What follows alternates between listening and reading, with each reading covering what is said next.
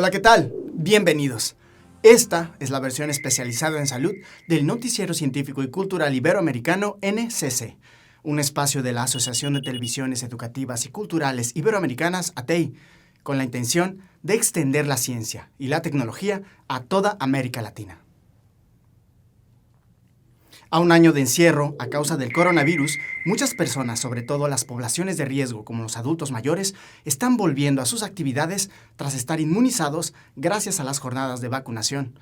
En España, una casa de retiro celebra la libertad de poder salir nuevamente, ofreciendo la oportunidad de disfrutar de la cultura a quienes más han sufrido durante la pandemia. ¡Vamos, que vamos de fiesta! Rumbo a la libertad, gracias a las vacunas contra COVID-19. Algunos residentes de esta casa de retiro en Madrid salen al teatro por primera vez en casi un año. Adiós, pasarlo muy bien. En nuestro centro todos los residentes están vacunados, han pasado todos los días de 14 días después de la vacunación y bueno, siempre teniendo cuidado y con las medidas de distancia y mascarillas, es posible que puedan hacer estas salidas. Algunos se sorprenden al recorrer la Gran Vía, que antes era una concurrida avenida, ahora luce semivacía. Ay, hija mía, ya tanto tiempo llevo sin pasarlo, la Gran Vía, pero bueno, la Gran Vía me gusta, es madrileña, y soy madrileña. Al llegar al Teatro EDP Gran Vía, pareciera que la pandemia ha terminado. Unos 150 jubilados vacunados de 7 residencias madrileñas y 50 cuidadores, también inmunizados, disfrutaron del show humorístico del actor Santi Rodríguez. Lo tienen ahí, creo, en la bolsita, entre otras cosas, tienen ustedes preservativo, un montón de cosas. Oye, nunca se sabe, oye, que empieza muy bien el día y puede terminar mejor todavía. A pesar de que todos los asistentes están inmunizados, se dejó un asiento vacío entre cada persona y todos usan cubrebocas. Además, las 3 primeras filas del teatro tampoco fueron ocupadas para proteger a los ancianos, ya que el comediante no lleva mascarilla. Estas personas mayores encarnan la esperanza de un regreso a la vida de antes. Nos ha dado muchísima alegría y nos ha dado vida, nos ha dado más vida. Muy bien, muy bien, muy bien. Es bien, una sensación de libertad, claro. Tras media hora de chistes y carcajadas, salieron del teatro con una sonrisa. Encantado. Por un rato, los ancianos lograron distraerse del duelo tras la muerte de decenas de compañeros que fallecieron por COVID-19. A principios de diciembre, el gobierno español estimó que entre el 47 y el 50% de los decesos en la primera ola se registraron en residencias de mayores. Por ello, la campaña de vacunación dio inicio en estos sitios. Por la pandemia, más de 68,000 personas han muerto en España, que reporta haber vacunado a 1.200.000 personas hasta ahora. El despliegue tecnológico derivado de estos tiempos de crisis ha cambiado el mundo como lo conocíamos hace ya un año. Italia, quien recientemente superó la barrera de los 100.000 fallecimientos por la infección, ha tomado la decisión de acondicionar un tren que brinde los servicios de un hospital móvil. Este transporte especializado en cuidados intensivos no tiene igual en toda Europa, que además de poder desplazarse en toda la península, podrá también prestar su servicio en todo el continente de ser requerido. Italia cuenta desde este 8 de marzo con un nuevo aliado en la batalla contra el coronavirus, un tren totalmente medicalizado que recorrerá el país como una unidad de cuidados intensivos sobre raíles para aligerar la presión de los hospitales. El convoy ya espera en la estación de Roma Termini a que algún hospital italiano requiera el servicio de este tren, cuyo interior no solo incluye camillas, sino que ha sido configurado para que haga las veces de hospital sobre raíles, impulsado con la colaboración de Protección Civil, Cruz Roja y la Agencia de Emergencias de Lombardía. Ha sido pensado para trasladar pacientes entre ciudades o también a Europa y aunque en esta primera fase será utilizado sobre todo por enfermos de COVID, la idea es que quede a disposición para futuros desastres. El tren consta de 8 vagones y 21 plazas de cuidados intensivos repartidas en 3 de ellos, que poco o nada tienen que ver con su aspecto convencional solo por su dimensión. Cada uno de los vagones cuenta con un médico y 4 enfermeros, como la doctora Carnelli y la enfermera Laura Donadelo, que hoy lo preparaban todo a la espera de emprender su primer viaje. Además del tren sanitario, la bulliciosa estación de Termini ha abierto un pabellón de casi 2.000 metros cuadrados para vacunar, convirtiéndose en el primer polo ferroviario del país en albergar un centro para esta finalidad en su plaza principal. Los problemas que resultan de no cuidar nuestra salud mental son más comunes de lo que se piensa.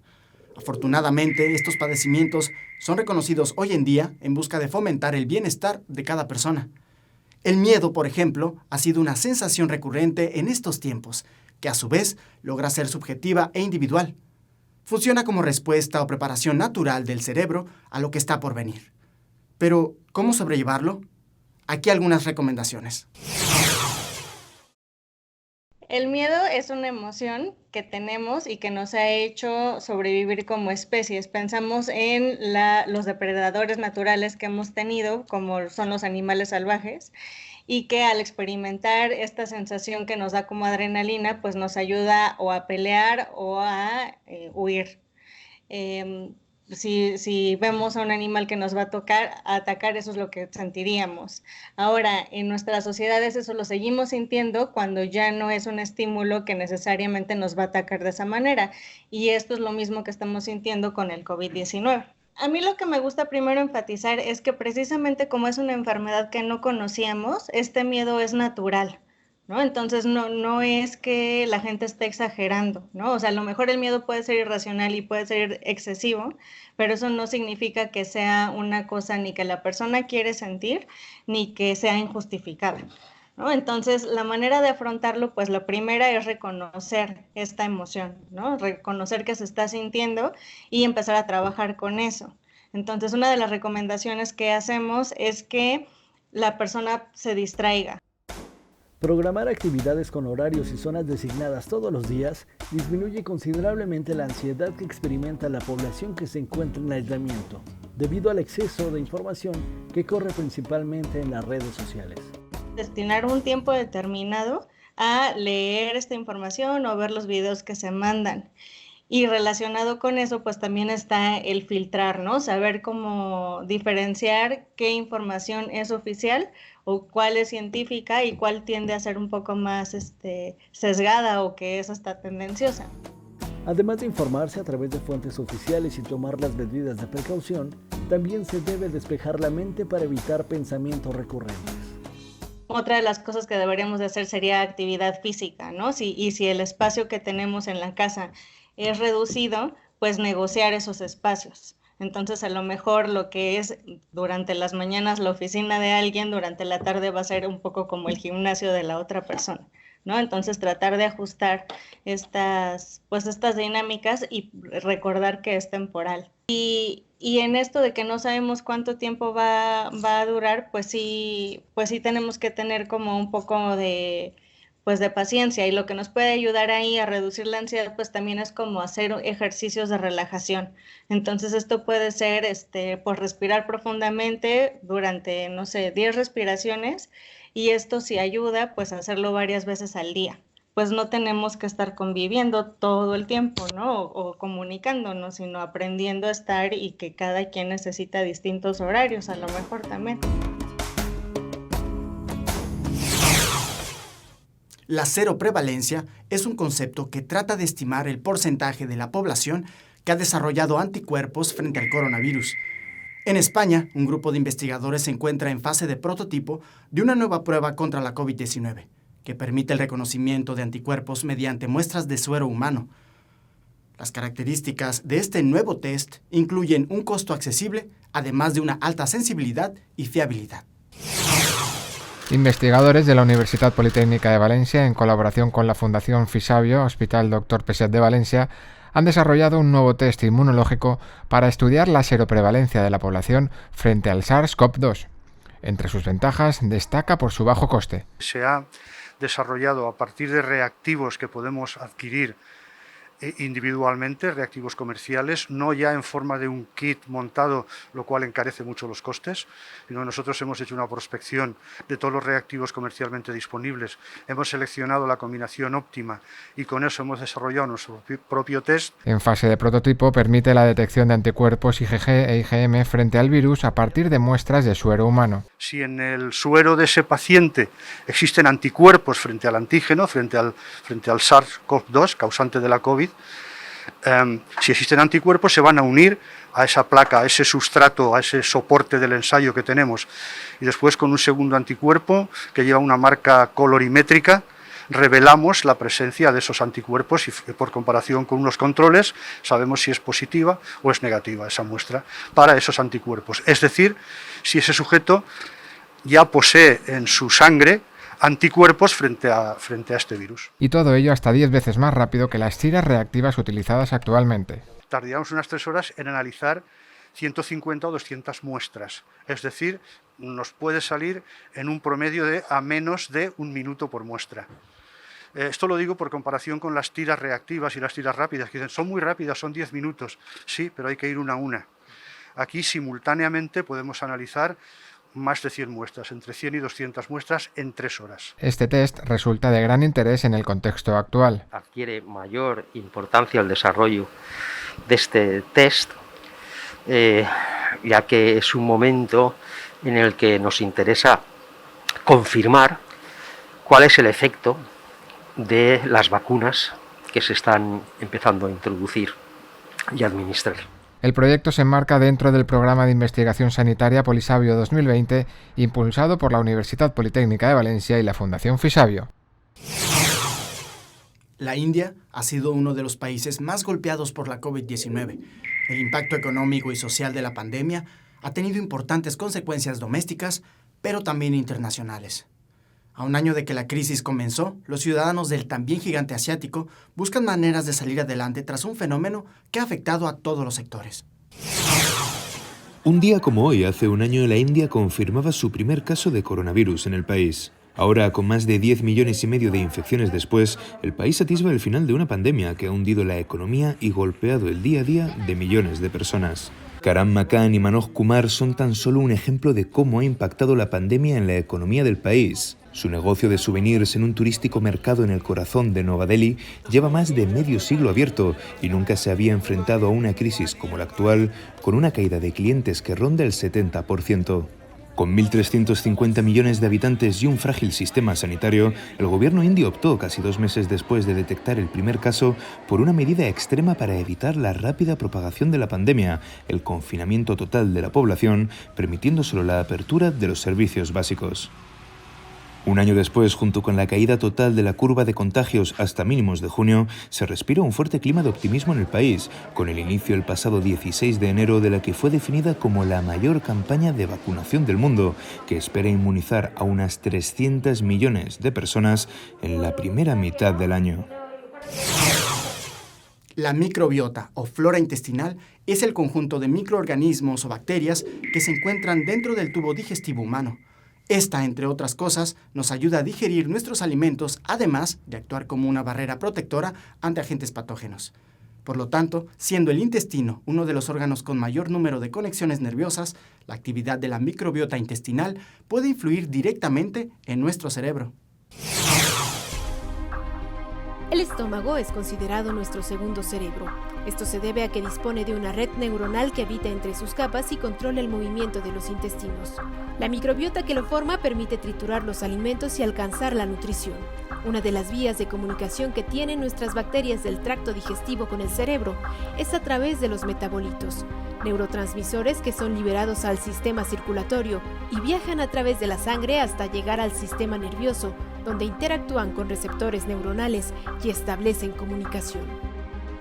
Hay una relación muy importante con la ansiedad o la depresión, y dependiendo de estos mensajes, de estas señales que envían las bacterias al sistema nervioso a través del nervio vago, de la sangre, pues actuamos de una manera u otra, curiosamente, ¿no?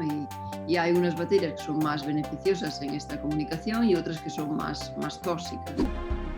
Por ejemplo, hay bacterias que que secretan unas sustancias, unos metabolitos que pueden activar, por ejemplo, los niveles de serotonina. Y como bien sabe, la serotonina es una hormona que es considerada la hormona de la felicidad, ¿no?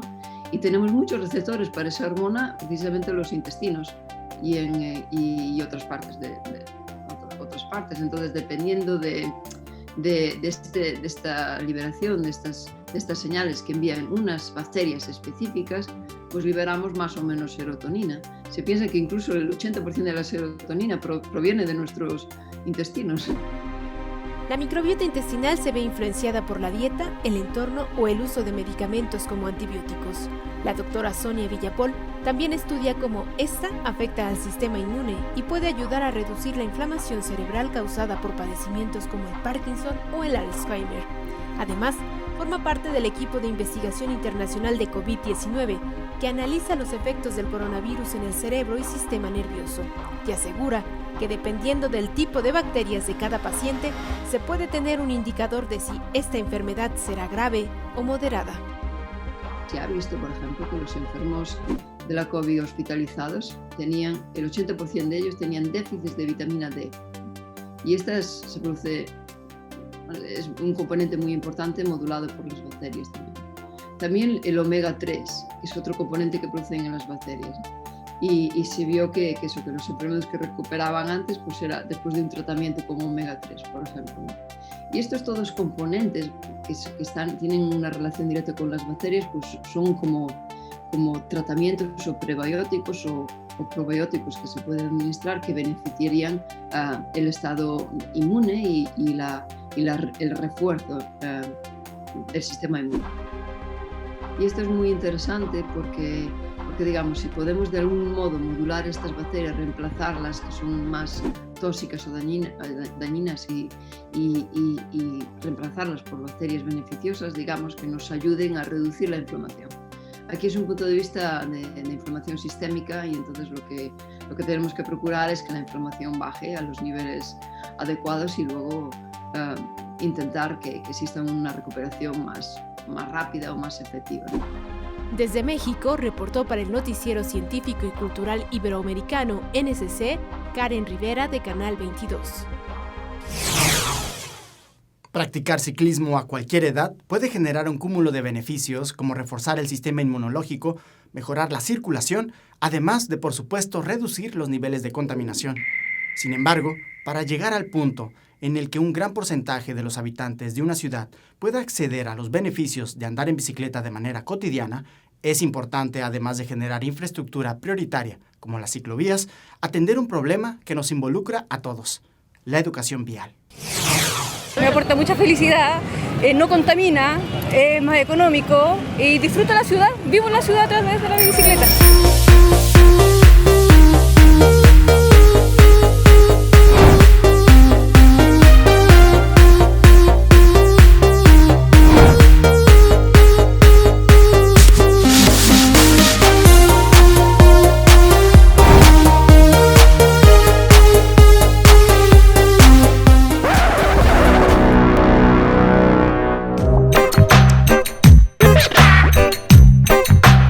No tenemos espacio, las ciclovías son malas o paupérrimas y también no hay una conciencia. Entonces, ¿qué es lo que hace esto?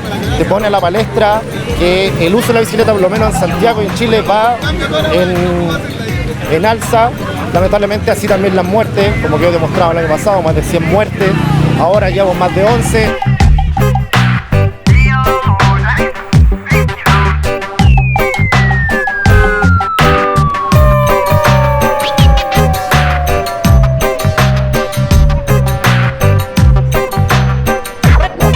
Existen distintas razones, pero una de las más importantes es la velocidad de circulación de los vehículos.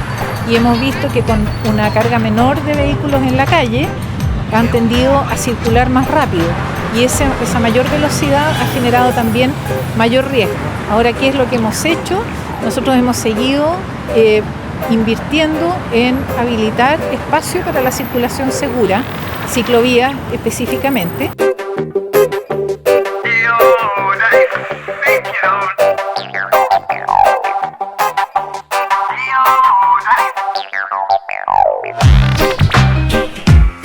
los días estoy a punto de tener algún accidente con alguno. Los choferes no respetan mucho a los ciclistas, con pedales que se le llama. Uno a veces va en velocidad, van 50, 60 kilómetros por hora y se meten de una pista al lado. Y eso también quizás no es culpa de ellos, por falta de ciclovía en Santiago.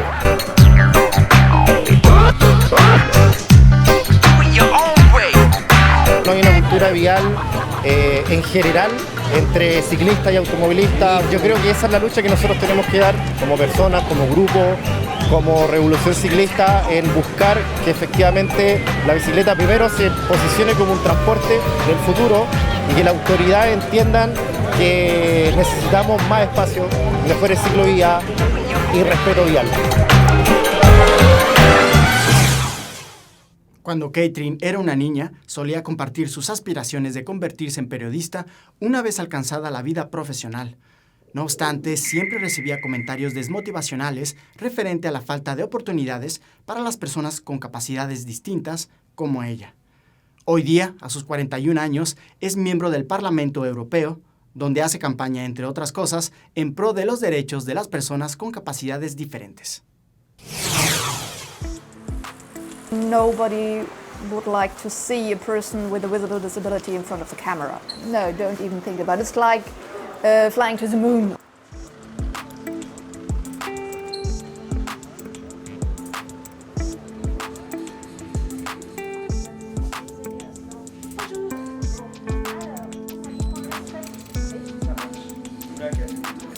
I said, no, I don't do that. And the guy, he went super angry and said, you will never find a job somewhere else.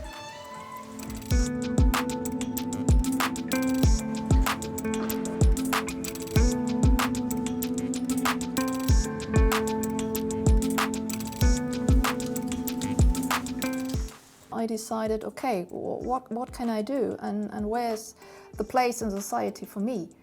And there was no place. So I created my own space. It was like, if nobody cares what you are doing, you're totally free to do what you want.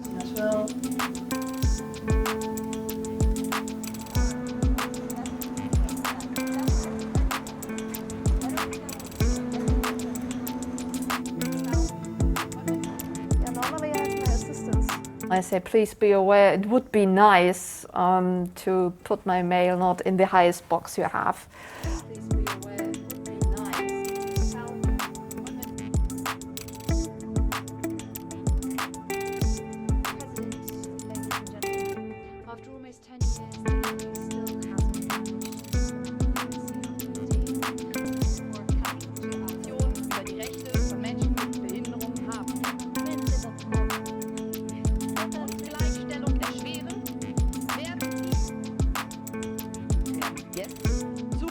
Inklusion und Beteiligung sind Menschenrechte.